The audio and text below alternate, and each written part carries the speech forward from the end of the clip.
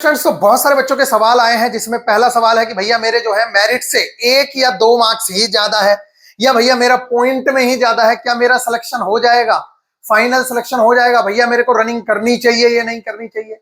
इसी के साथ साथ बहुत सारे बच्चे कह रहे हैं कि भैया मैं जो है थक जा रहा हूं बहुत जल्दी, और कुछ स्टूडेंट्स का कहना है कि भैया मेरी जो रनिंग है वो 5 मिनट में आ रही है, 4 मिनट 15 सेकंड में आनी चाहिए, 4.5 मिनट में आनी चाहिए, या किसी की 4.5 मिनट में आ रही है। तो आप लोगों के सवाल है कि भैया क्या आपकी घर पे भी 3 मिनट 45 सेकंड में आती थी। तो मैं आप लोगों को खुले शब्दों में ये बोलना चाह रहा हूं कि भाई साहब मेरी भी घर पे 4 मिनट 15 सेकंड, कई बार 4.5 मिनट और 4 मिनट 20 सेकंड में भी आती थी। मैं उन बच्चों की बात ही नहीं कर रहा हूं जो आर्मी के फिजिकल की तैयारी करते हैं, एसएससी जेडी की तैयारी करते हैं, यूपी पुलिस की तैयारी करते हैं।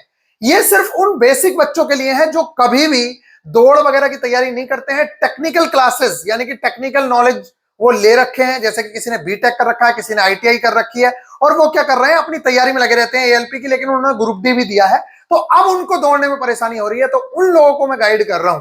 तो मेरे प्यारे बच्चों, थोड़ा सा स्मार्ट गेम आप लोगों को खेलना होगा। सबसे पहली बात तो यह है कि घर पे अगर आप लोगों के 4 मिनट 15 सेकंड में मान लेते हैं आ रही है, तो निश्चित तौर से मैं कह रहा हूं कि वहां पर आप 4 मिनट से भी पहले ही रनिंग पूरी कर लेंगे। अगर आपके घर पे 4 मिनट 30 सेकंड में भी आ रही है, तब भी पूरी उम्मीदें हैं कि आप इस रनिंग को क्वालिफाई कर जाएंगे। उसके पीछे रीजन क्या है? उसके पीछे रीजन ये है कि मेरे प्यारे बच्चों, सबको ये लगता है एक तो वहां का फील्ड अच्छा ही होता है, दूसरी चीज ये है कि जोश होता है आदमी के अंदर कि यार मेरी नौकरी ना चली जाए, 0.1 नंबर की वजह से, 0.2 नंबर की वजह से मेरी नौकरी अगर चली गई तो मेरा क्या होगा। तो आदमी के अंदर एक जोश रहता है, और जब सारे बच्चे दौड़ रहे होते हैं ना, वहां एक साथ दौड़ते हैं 40-45 बच्चे, जब बच्चे दौड़ रहे होते हैं ना, तो आदमी के अंदर खुद से जोश और जुनून आ जाता है, और वो बच्चा खुद पूरी एफर्ट डालता है लास्ट टाइम, क्योंकि उसको पता है रोज डेली तो दौड़ने आना नहीं है, ये लास्ट मेरी रनिंग है। तो उस समय पे वो अपने पूरे एफर्ट्स, जितने वो घोड़े दौड़ा सकता है वो दौड़ाता है, और वो निश्चित तौर से रनिंग को क्वालिफाई कर लेता है। ऐसे ऐसे बच्चों ने क्वालिफाई किया है जिनका घर पे 5 मिनट के आसपास आता था, वो बच्चे भी रनिंग क्वालिफाई कर जाते हैं। आप कहोगे यार भैया ऐसा तो नहीं हो सकता। ऐसा होता है, क्योंकि बच्चा उस दिन आर या पार की लड़ाई लड़ता है। तो ये चीजें देखने को मिलती हैं, तो इसलिए घबराने की आवश्यकता नहीं है। कोशिश करो कि घर पे अगर आपका 4.15, लड़कों के लिए बात कर रहा हूं, या 4.20 में भी आ रहा है ना, तो बड़े आराम से आप लोग कर जाओगे, उसमें कोई बड़ी बात नहीं। आप कुछ लड़के आके नीचे कमेंट करेंगे, अरे ये क्या बकवास कर रहा है, मैं तो 3.5 मिनट में मार देता हूं, 3:45 में। भाई मैं आपकी बातें नहीं कर रहा हूं, मैं सिर्फ उन बच्चों को आप गाइड करूंगा जो बच्चे इस तरीके की प्रॉब्लम्स फेस कर रहे हैं कि उनकी रनिंग नहीं आ रही है। दूसरी चीज, आप लोगों के मन में एक सवाल है कि भैया मेरे 1 या 2 ही नंबर ज्यादा है, तो मैं आपको खुले शब्दों में एक बात बोलना चाह रहा हूं, यह है रेलवे। इसका कोई नहीं पता है कि अगले 2 साल बाद भी वेटिंग लिस्ट निकाल के आपको बुला ले। अगर आपका फिजिकल क्लियर हुआ तो आप बिल्कुल परमानेंट वालों की लिस्ट में हो, यानी कि आपका लगभग लगभग ये मान के चलो कि आपको कभी भी बुला सकता है। मान लेते हैं आपका पहली लिस्ट में नहीं आया, पहली लिस्ट में जो लड़के लगे थे वो ग्रुप डी को ज्वाइन किए, फिर उसके बाद उनका एएलपी में सिलेक्शन हो गया, क्योंकि टॉपर लड़के तो होंगे ही, वो टेक्नीशियन में सिलेक्शन हो गया। रेलवे को लगा कि नहीं यार वेटिंग में बुला लेते हैं उन लड़कों को, उन्हें जरूरत पड़ रही है, तो आप लोगों को वेटिंग में बुलाया जाता है। इसलिए आप अपना 1 नंबर या 2 नंबर ना देखें। मैं तो ऐसे ऐसे लड़कों को जानता हूं जिनका पहली मेरिट में फिजिकल के लिए भी नहीं बुलाया गया था, और उसके बाद मेरिट गिरा के उनका फिजिकल बाद में कराया गया। तो आप लोग तो पहली मेरिट में हो और फिजिकल के लिए आपको बुलाया गया है, तो आप इसको एक सुनहरा अवसर समझे। अपने दिमाग में ये निगेटिविटी बिल्कुल भी ना लेके आए कि मेरा सिलेक्शन नहीं होगा। अभी आपके सामने जो है उस पर आपको पूरी तरीके से फोकस करना है। कहने का मतलब यह है कि आप लोगों को अपने फिजिकल के लिए डेली कम से कम 1 घंटा जरूर से जरूर देना चाहिए। साथ में यह बात अपने दिमाग में रखनी चाहिए कि यह कोई फाइनल चीज नहीं है। मैं कह रहा हूं आपको कि बहुत हद तक चांस होते हैं कि मेरिट वेरिट गिरा के बाद में बच्चे इधर उधर ज्वाइन करते हैं। कोई यूपी पुलिस में चला जाता है, कोई जीडी में चला जाता है, कोई अपने घर के पास चला जाता है, किसी का एएलपी निकल जाएगा, किसी का टेक्नीशियन निकल जाएगा, कितने सारे ऑप्शंस हैं।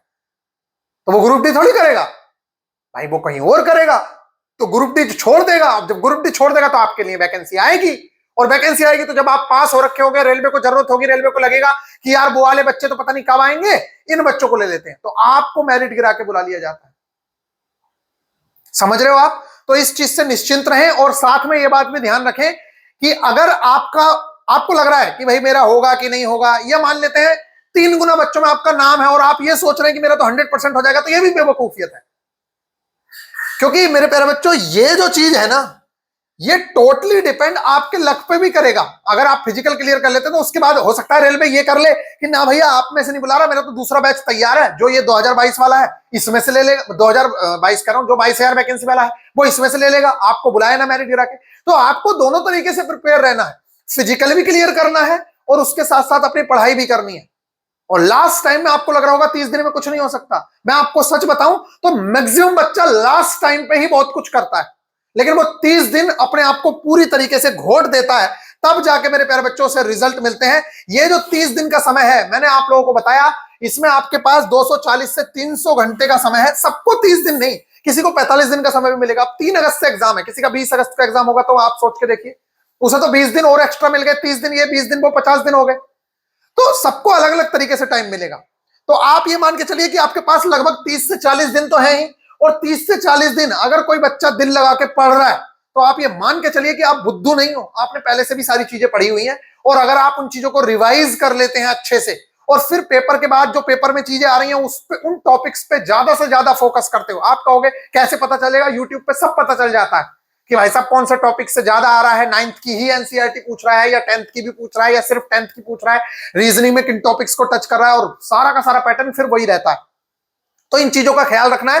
तो मैं आपसे ये जरूर से जरूर कहूंगा कि मेरे प्यारे बच्चों, अपना टाइम बिल्कुल भी वेस्ट ना करें। अगर आप लोग अपने इसकी फिजिकल की तैयारी कर रहे हैं तो डेली मैं कह रहा हूं कि एक टाइम देखिए, आप क्या है ना, आप लोगों को लग रहा है कि सुबह दौड़ूंगा शाम को दौड़ूंगा तो बहुत जल्दी रनिंग आ जाएगी, ना बिल्कुल नहीं आएगी।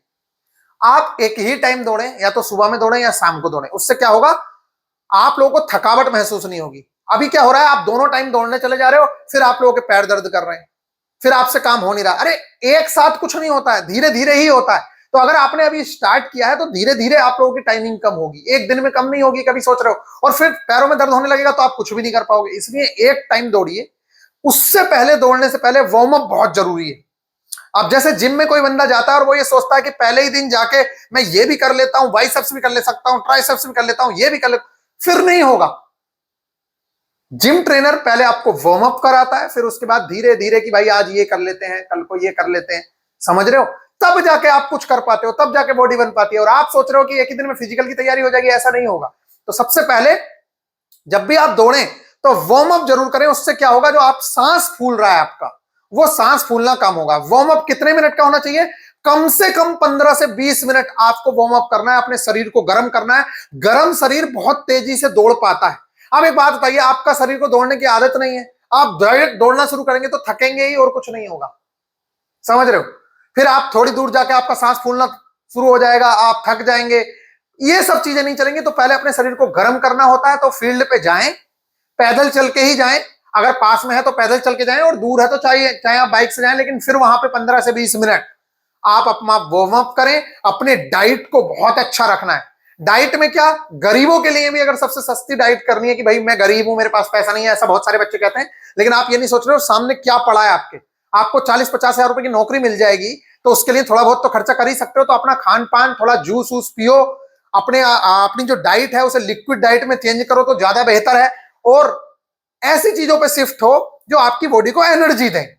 अदरवाइज होगा क्या कि आप लोगों के अंदर एनर्जी नहीं है, आप दोनों टाइम दौड़े चाहे एक टाइम दौड़े, फिर दौड़ ही नहीं पाओगे। तो इन चीजों का थोड़ा सा ख्याल रखना है। जूस पी लीजिए, उबले हुए जो चने हैं उनको भी खा सकते हो, भिगो के अंकुरित चने खाना तो कंपलसरी है। चनों के साथ आप किशमिश को भिगोइए, छोटी छोटी किशमिश, और उनको खाइए मॉर्निंग में, समझ रहे हो। कुछ ड्राई फ्रूट्स जैसे बादाम है, किशमिश है, कुछ भिगो के रख दीजिए, सुबह में खा लीजिए। केले खाना शुरू करिए, डेली केले खाइए। इससे क्या होगा, आपके शरीर की जो एनर्जी है वो बनी रहेगी और बड़े ही आराम से आप अपनी रनिंग को कर लेंगे। रनिंग वाले टाइम पे जिस दिन फाइनल होगा उस दिन के लिए भी मैं बताऊंगा, गाइड करूंगा किस किस तरीके से क्या चीजें करनी है। फिलहाल अभी आपकी प्रैक्टिस चल रही है, तो एक तो ये मेरिट वाली चीजों से मत डरिए, दूसरा अपने जो सामने वैकेंसी पड़ी हुई है उस पर भी फोकस करिए। ऐसा मत सोचिए कि फाइनल हो गया, फाइनल का भी कुछ नहीं पता है कि क्या होगा क्या नहीं होगा। 70% बच्चा लगभग फिजिकल क्वालिफाई करता है, 70%। और जब 70% बच्चा क्वालिफाई करेगा तो आप ये मान के चलिए कि 3 गुना बच्चा लिया गया है, तो इस 3 गुना में से फिर भी 2 गुना बच्चा रह जाएगा। और अगर 2 गुना बच्चा रह जाएगा तो फिर एक बच्चे का सिलेक्शन होगा। तो आप सोच के देखिए कि फाइनल सिलेक्शन की तो अभी आप नहीं कह सकते कि आपका फाइनल सिलेक्शन हो जाएगा। इसलिए आपको जो सामने पड़ा हुआ एग्जाम है उसकी भी तैयारी करनी होगी। आप चाहें तो बहुत ही नॉमिनल सी फीस में लगभग 299 रुपए में आप तैयारी कर सकते हैं। ये 399 फीस है, इसको जीएसपी 101 कोड लगाओगे तो आपको और भी सस्ते में ये मिल जाएगा और बेहतरीन तरीके से आप तैयारी कर सकते हैं। इसमें हम टारगेट्स के थ्रू आपके पूरे के पूरे सिलेबस को कंप्लीट करवा रहे हैं और साथ ही साथ जब आपके पास एक टारगेट रहता है कि ये करना है तो आप चीजों को कवर कर पाते हो। इसी के साथ साथ एक बहुत ही बड़ी बात यह है कि मेरे प्यारे बच्चों, मैं लेटेस्ट एग्जाम जो हुए हैं आप लोगों के ग्रुप डी के, उससे रिलेटेड मैं टेस्ट भी आप लोगों को प्रोवाइड करवा रहा हूं। और मेरे प्यारे बच्चों, ना सिर्फ टेस्ट बल्कि आप लोगों को नोट्स और करंट अफेयर्स जो मोस्ट इंपोर्टेंट है उसकी पीडीएफ भी मैं आप लोगों को प्रोवाइड करवाऊंगा। और मैं अभी भी स्टार्ट कर चुका हूं। देखिए, सबसे पहले आप लोग इस चीज को देख लीजिए, मैं बार बार आप लोगों को समझाता हूं ये वाली चीज कि मेरे प्यारे बच्चों 0.001 सेकंड से भी आप रह सकते हैं। ये हाल होता है वहां पर। ये देखिए 3 मिनट 45 सेकंड और उसके बाद यहां पर 900 लिखा हुआ है। अगर ये 4 मिनट 15 सेकंड के बाद 0.01 भी आ गया ना, 0.01 भी आ गया तब भी फेल हो आप। मतलब इतने पॉइंट की वैल्यू है, बिल्कुल जीरो से। और ये बात मैं बता चुका हूं कि जो ये आपकी टाइमिंग शुरू होती है ये इस चीज से शुरू नहीं होती है कि आपने दौड़ना कब से शुरू किया, ये या बाकी लोगों ने कब से दौड़ना शुरू किया, या सीटी कब बजी। ये तब शुरू होगी टाइमिंग बेल्ट जब आप अपनी जो चिप है तुम्हारे पैर में बंधी हुई है उसको जब आप इस बेल्ट पर रख दोगे, यानी कि जैसे ही आप पैर रखोगे बेल्ट के ऊपर तब से आपकी टाइमिंग शुरू होगी। अदरवाइज आपकी टाइमिंग शुरू नहीं होगी। तो अपने अकॉर्डिंग मैंने आप लोगों को बताया था कि कुछ स्मार्ट प्लानिंग्स आप लोग रखिए। और वो स्मार्ट प्लानिंग क्या है, जैसे सारे बच्चे एक साथ दौड़ रहे होते हैं तो वहां पे गिरने की संभावनाएं होती है। तो आप गिरने से बचने के लिए सबसे लास्ट में दौड़ना शुरू कर सकते हैं, कोई दिक्कत नहीं है। आपका समय उसी समय शुरू होगा। सबसे पहले दौड़ना शुरू कर सकते हैं, जो आपको उचित लगता है वो कर सकते हैं। लेकिन कोशिश करिए कि ग्राउंड में, जिस तरीके का ये ग्राउंड है, जैसे राउंड है या कुछ भी है, तो मेरे प्यारे बच्चों आप कोशिश करें कि यहां दौड़ेंगे। आप कहोगे भैया, एक बच्चे का सवाल था बेवकूफों वाला कि भैया हो सकता है कि ये वाला हो 400 मीटर का। तो मैं आपको बता दूं ऐसा नहीं है, रेलवे इतना पागल नहीं है कि ये वाली चीज 400 रखेगा। अंदर वाली जो बाउंड्री है ये 400 मीटर या कहीं पे 250 मीटर जो भी है वो अंदर की बाउंड्री होती है। यहां पर रस्सी बंधी होती है, ये 250 मीटर का होता है। अब अगर आप यहां दौड़ रहे हैं तो ये आपकी बेवकूफी है। देखिए ये वाला बंदा कितना राउंड मार रहा है, आप खुद सोच के देखिए। यहां पर अगर आप दौड़ेंगे तो साइंटिफिकली आप 30-40 मीटर हर राउंड पे ज्यादा दूरी दौड़ेंगे। और इस 30-40 मीटर में मैं मान लेता हूं 100 मीटर भी अगर आपने ज्यादा जोड़ लिया है, मैं कह रहा हूं 50 मीटर भी दौड़ लिया और 50 मीटर में 5 सेकंड भी लगे आपको, तो मेरे प्यारे बच्चे ये 5 सेकंड भी आपको बाहर कर सकते हैं। इसलिए कोशिश करें कि यहीं पे दौड़ें, यहां पे दौड़ें। अब यहां पर दौड़ने वालों की होती है सबसे ज्यादा भीड़, इसलिए लोग एक दूसरे की टांगों में गिर जाते हैं, मतलब लड़खड़ा के भी गिर सकते हैं। इसलिए कोशिश करिए कि इस बेल्ट पे तभी पैर रखें जब आपको उचित लगे कि मेरे को अब दौड़ना है। ऐसा नहीं है कि सीटी बच गई तो दौड़ना ही है। ये दौड़ गए बच्चे, यहां पहुंच गए, आप अभी भी दौड़ना स्टार्ट कर सकते हैं, जिससे कि आपको खुला रास्ता मिले और आप तेजी के साथ दौड़ पाएं और यहां दौड़ पाएं। इस चीज का आपको ख्याल रखना है। बाकी मैंने आपको सारी की सारी चीजें बताई हैं। देखो ये सारे के सारे बच्चे जो हैं ये अंदर की साइड ही दौड़ रहे हैं, और अंदर की साइड दौड़ने का सबसे बड़ा फायदा है, ये भी दिक्कत होती है जहां पे अब आप जैसे अपने फील्ड पे क्या कर रहे हो, आप अभी जिस फील्ड पे आप दौड़ रहे हो वहां तो तुम अंदर अंदर दौड़ते हो तो आपका समय आ जाता है। फिर यहाँ पर बच्चे ज्यादा होते हैं तो आप बाहर दौड़ना शुरू करते हो उनके साथ साथ। तो जब बाहर दौड़ते हो तो आपको ज्यादा दूरी तय करनी पड़ती है, जिसकी वजह से आपकी रनिंग नहीं निकलती। तो ये वाली चीजों का ध्यान रखना है, थोड़ा सा स्मार्ट खेलना है। और डाइट मैंने आप लोगों को बताया है, लड़कियां हो या लड़के, आप लोगों को डाइट का ख्याल बहुत ज्यादा है रखना है। और दूसरी मैंने आपको बताया कि वो जो वजन है, जो वजन उठाने वाली चीज है, उसकी घर पे धीरे धीरे प्रैक्टिस करें। पहले खाली सिलेंडर ही उठाएं, फिर उस वजन को धीरे धीरे बढ़ाएं। एक साथ 35 किलो बिल्कुल भी ना उठाएं, और उस वजन को उठा के दौड़ना तो बिल्कुल भी नहीं है मेरे प्यारे बच्चों। अगर आप उसे वजन को उठा के दौड़े तो आप समझ लीजिए, अगर एक बार बोरा गिरा आप दोबारा उठा के रख भी लोगे तब भी फेल ही माने जाओगे। इसलिए इसे कभी भी उठा के दौड़ना नहीं है। लड़कियों को 5 मिनट 40 सेकंड का समय मिलता है। स्मार्ट स्ट्रेटेजी के साथ अगर आप करते हैं तो बड़ी ही आसानी से आप लोग कर लेंगे। मैंने आप लोगों को बताया हर किसी की स्ट्रेटेजी अलग हो सकती है, लेकिन कोशिश करें कि पहला राउंड या 1.5 राउंड, अगर 250 मीटर का है तो कम से कम 1.5 राउंड आप लोगों को क्या करना चाहिए, बहुत तेजी के साथ खींचना चाहिए। अगर 400 मीटर का है तो मेरे प्यारे बच्चों कोशिश करें कि 400 मीटर में जो पहला वाला राउंड है बहुत तेजी के साथ होना चाहिए। फिर 200-300 मीटर आप थोड़ा स्लो हो सकते हैं, और फिर उसके बाद 300 मीटर या 400 मीटर आपको फिर तेजी के साथ दौड़ना होगा। तब जाके आप लोग बहुत तेजी से चीजों को कर पाएंगे। और वार्म अप में पसीना आ जाना चाहिए, तभी दौड़ना शुरू करोगे तो ज्यादा बेहतर है। इससे क्या होगी, शरीर की जकड़ और सांस फूलने वाली जो प्रॉब्लम है वो खत्म हो जाएगी। इस चीज का आप लोगों को ख्याल रखना है। बाकी जो जूते हैं वो मैं आप लोगों को बता दूं, हल्के शूज का ही इस्तेमाल करना है, हैवी शूज का इस्तेमाल नहीं करना है। एनर्जी के लिए आप लोग क्या कर सकते हैं, काले चने, किशमिश, इनका यूज कर सकते हैं, और ग्लूकोज भी आप लोग ले सकते हैं, उसमें भी कोई बड़ी बात नहीं है। और ये सारी की सारी चीजें मैं आप लोगों को बता चुका हूं। अगर आपको फिर भी दर्द हो रहा है तो आप क्या करें, नमक, क्या होता है, नमक का पानी, गरम नमक का पानी, ज्यादा गरम नहीं, जितना आप सहन कर सकते हो, उसपे वो जो है अपने पैरों पे ढालना है इस तरीके से, जैसे ये है, वो पैरों पे इस तरीके से खींचना है नीचे की तरफ को, ऐसे पानी डालते हुए ऐसे खींचना है, ऐसे ऐसे ऐसे ऐसे आपको खींचना है, तो आपका जो दर्द है वो खिंच जाएगा नीचे की तरफ और आपको दिक्कत नहीं होगी।